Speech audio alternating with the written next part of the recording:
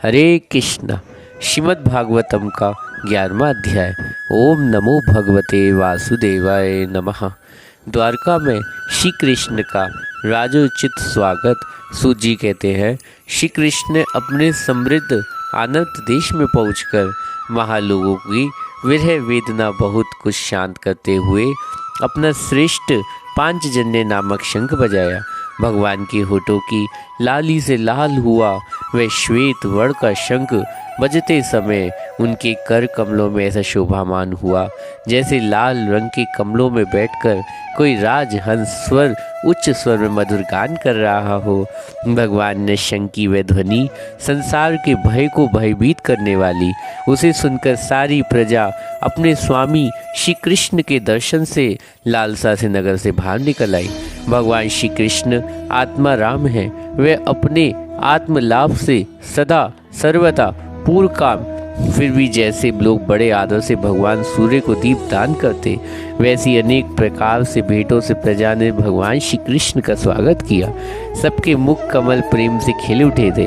वह हर्ष गदगद वाणी में सबके सोहद संरक्षक भगवान श्री कृष्ण ठीक वैसी स्तुति करने लगे जैसे बालक अपने पिता से अपनी तोतली बोली में बातें करते हैं। स्वामी, हम आपके चरण कमलों की सदा सर्वदा प्रणाम करते, जिनकी वंदना ब्रह्मा शंकर इंद्र तक करते हैं, जिस संसार में परम कल्याण में चाहने वालों के लिए सर्वोत्तम आश्रय, जिनकी शरण ले लेने पर परम समर्थ काल भी एक बालक की बाका नहीं कर सकता। विश्व भावन, आप हमारे माता पिता सहद स्वामी और पिता हैं। आप ही हमारे सद्गुरु और परम आराध्य देव हैं। आपके चरणों की सेवा से हम कृतार्थ हो रहे, आप ही हमारा कल्याण करें।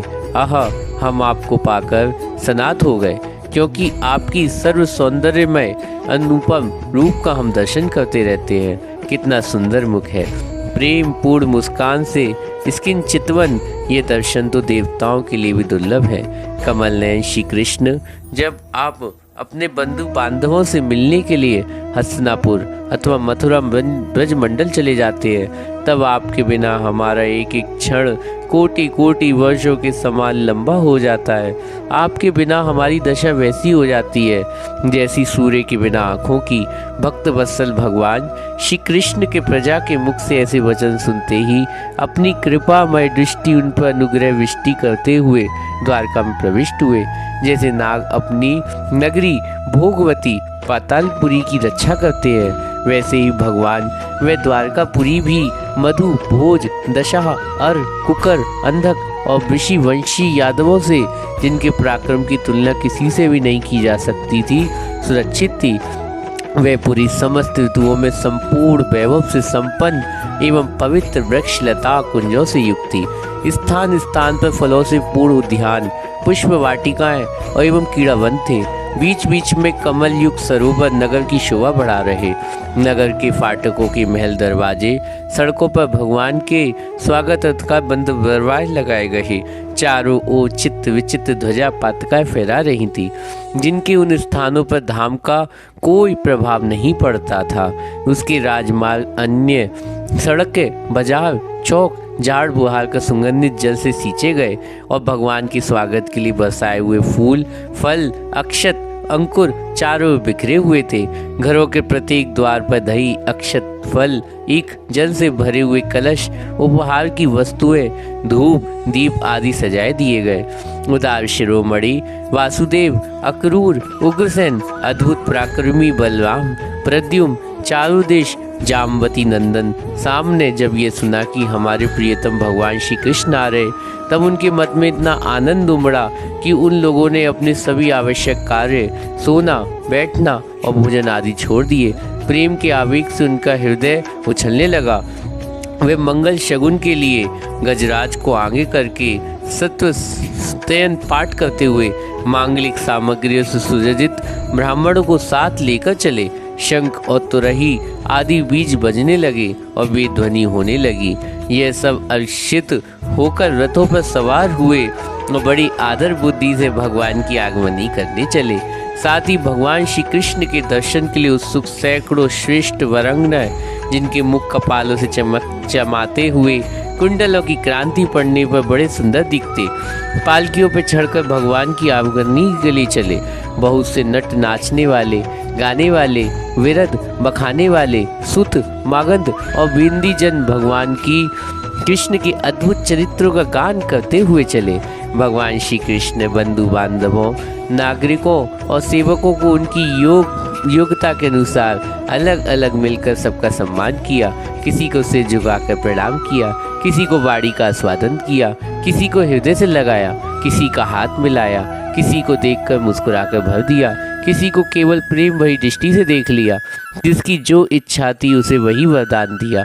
इस प्रकार चंडाल पर्यंत सबको संतुष्ट करके गुरुजन सपत्नी ब्राह्मण और वृद्धों को तथा दूसरे लोगों को आशीर्वाद ग्रहण करते हुए बंदी जनों से विरुदावली सुनते हुए सबके साथ भगवान श्री कृष्ण नगर में प्रवेश किया। शौनक जी जिस समय भगवान राजमार्ग पे जा रहे उस समय द्वारका की कुल कामनियां भगवान के दर्शन के परामनंद मानकर अपनी अपनी अटियारों पर चढ़ गई और भगवान का वृक्ष स्थल मूर्तिमान सौंदर्य लक्ष्मी से निवास स्थान उनके मुखारविंद नेत्रों द्वारा पान करने के लिए सौंदर्य सुधा से भरा हुआ पात्र, उनकी भुजाएं लोकपालों को भी शक्ति देने वाली, उनके चरण कमल भक्त परम हंसों के आश्रय, उनके अंग अंग शोभा धाम।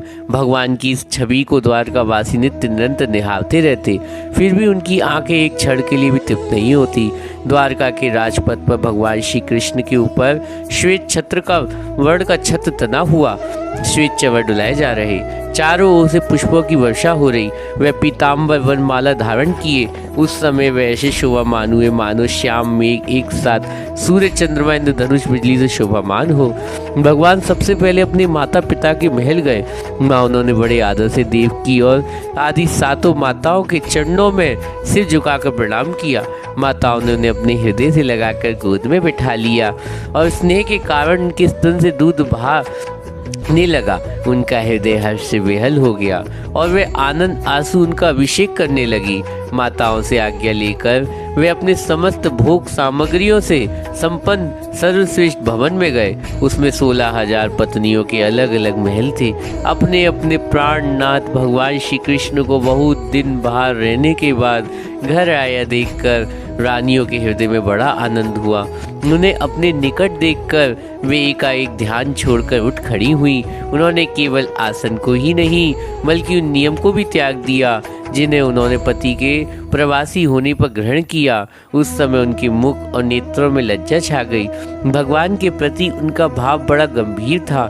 उन्होंने पहले मन ही मन, फिर नेत्रों द्वारा, तत्पश्चात पुत्रों के बहाने शरीर से उनका आलिंगन किया। शौनक जी उस समय उन नेत्रों में जो प्रेम के आंसू छलक आए, उन्हें संकोचवश उन्होंने बहुत रोका, फिर भी विवशता के कारण वे ढक ही गए। यद्यपि भगवान श्री कृष्ण एकांत में सर्वदा ही उनके पास रहते, तथापि उनके चरण कमल उन्हें पद पद पर नए नए जान पड़ते। भला स्वभाव से चंचल लक्ष्मी जिन्हें एक क्षण के लिए कभी नहीं छोड़ती, उन सनिध से किस स्त्री की तृप्ति हो सकती। जैसे वायु बासों के संघर्ष दावनल पैदा कर उन्हें जला देती, वैसी पृथ्वी की भार भूर शक्तिशाली राजाओं के परस्पर फूट डालकर बिना शस्त्र ग्रहण किए ही भगवान श्री कृष्ण ने कई अक्षौड़ी सेना सहित एक दूसरे के उसे मरवा डाला। उसके बाद वे आप ही उपराम हो गए। साक्षात परमेश्वर भी अपनी लीला से इस मनुष्य लोक में अवतरण हुए। सहस्त्र रमणी रत्नों में रहकर उन्होंने साधारण मनुष्यों की तरह क्रीड़ा की, जिनकी निर्मल मधुर हंसी उनके हृदय के उन्मुक्त भावों को सूचित करने वाली थी, जिनकी लचीली चितवन चोट से बेसुध होकर विश्व विजयी कामदेव ने भी अपने धनुष का परित्याग कर दिया। वह कामनी अपने काम विलासों से जिनके मन को तनिक भी शोभ नहीं पैदा कर सकी, उन असंग भगवान श्री कृष्ण को संसार के लोग अपने ही समान कर्म करते देखकर आसक्त मनुष्य कहते हैं कि यह उनकी मूर्खता है। यही तो भगवान की भगवत्ता है कि वे प्रकृति में स्थित होकर भी उनके गुणों को कभी लिप्त नहीं होते।